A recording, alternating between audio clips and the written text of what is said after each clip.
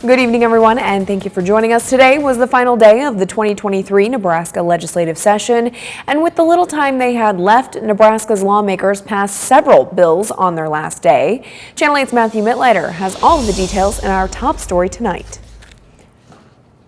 Thursday was the final day of the legislature, and Nebraska lawmakers wrapped everything up after a somewhat heated legislative session. The most contentious bill of the day was the voter ID proposal. It requires voters to show a photo ID such as a driver's license, state ID, or passport at the polls, and it does allow for religious exemptions.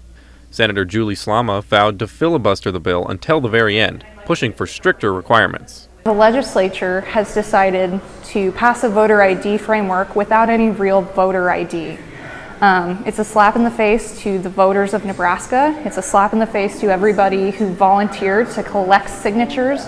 The bill was backed by Governor Pillen and Nebraska Secretary of State Bob Evnen.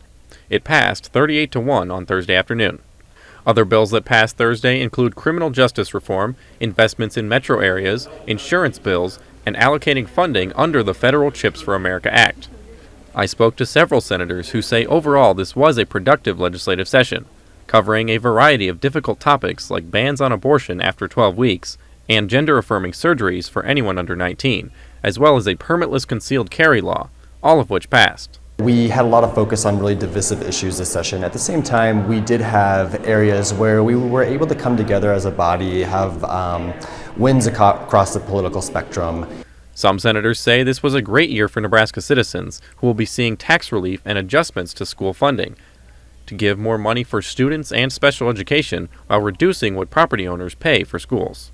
Those are game changers, I think, on behalf of Nebraska property taxpayers. So happy to get that done and appreciate the support of my colleagues in doing so.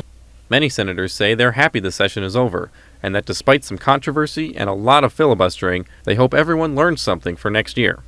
On one hand, I think perhaps we really hit a low watermark when it came to divisiveness and toxicity in our politics. On the other hand, I think that we have nowhere to go but up together. Reporting in Lincoln, Matthew Mittleiter, Channel 8 News.